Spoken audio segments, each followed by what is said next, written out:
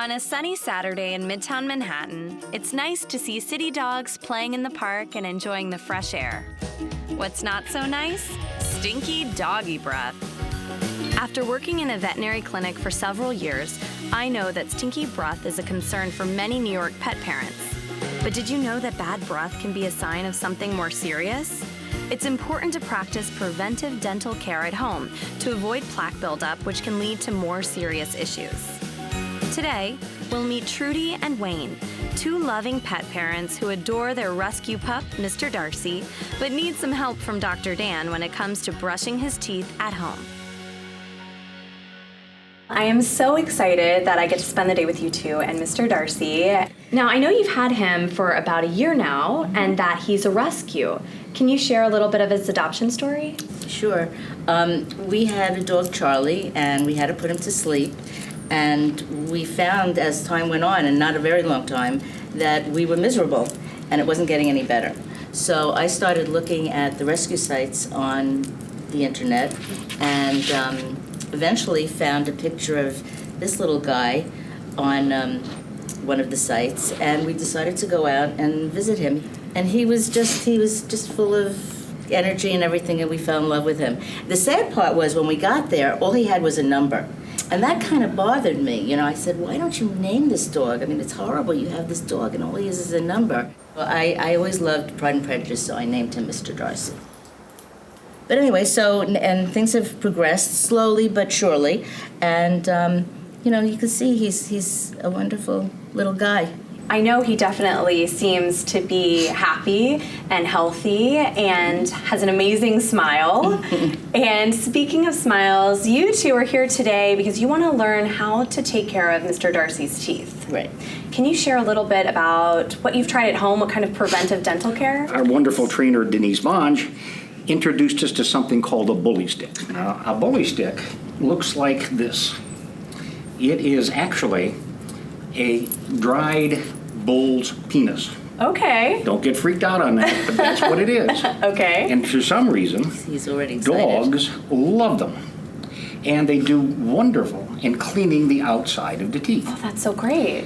But in a subsequent visit to Dr. Dan, he told me that really it does the outside of the teeth, but not the inside. Well, I think you guys are doing a great job by taking the first steps to make sure that you're educating yourselves. How can we take care of Darcy's teeth? And clearly he loves that bull's penis.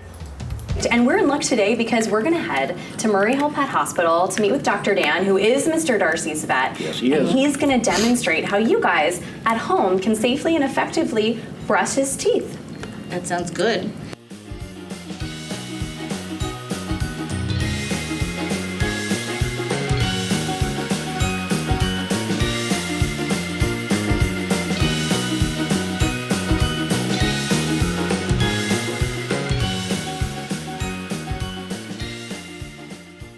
So I'm here with Wayne and Trudy Stevens and their dog, Mr. Darcy, and we're going to demonstrate how to brush the teeth.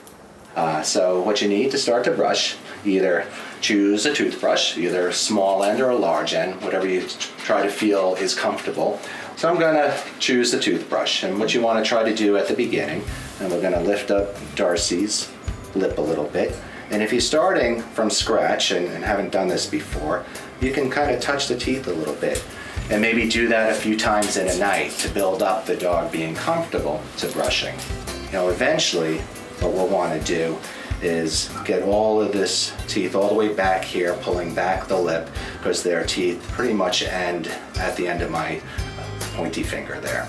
And so we want to do a round motion, working all the way back, and you can work the brush under the gum this way. And you could do the top and then do the bottom, or if they're closed mouth, you can try to do both at the same time.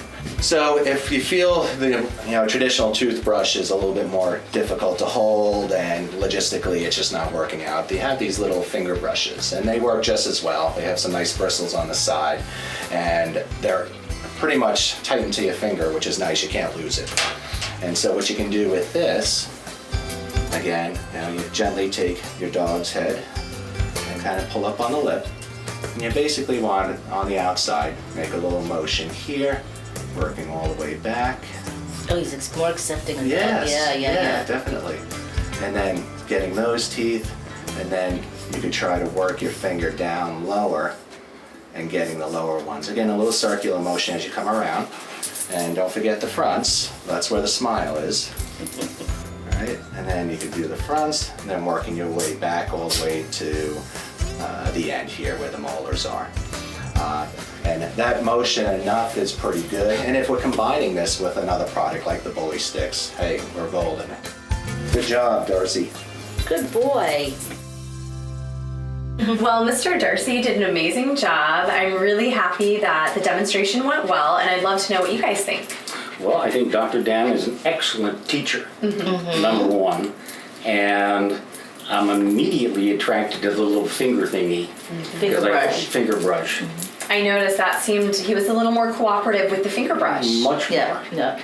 And now I feel kind of confident I can do this at home to get the inside of the teeth. Now, who do you think will hold Mr. Darcy and who will finger brush?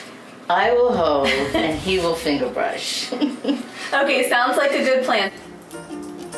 Do you have a question for Dr. Dan? Or an amazing pet tale to share with our audience? We'd love to hear from you. Make sure to follow us on Facebook and Twitter and subscribe on YouTube. This episode is sponsored by Berkeley College, Walters Pet Styles, New York Dog Nanny, and Murray Hill Pet Hospital.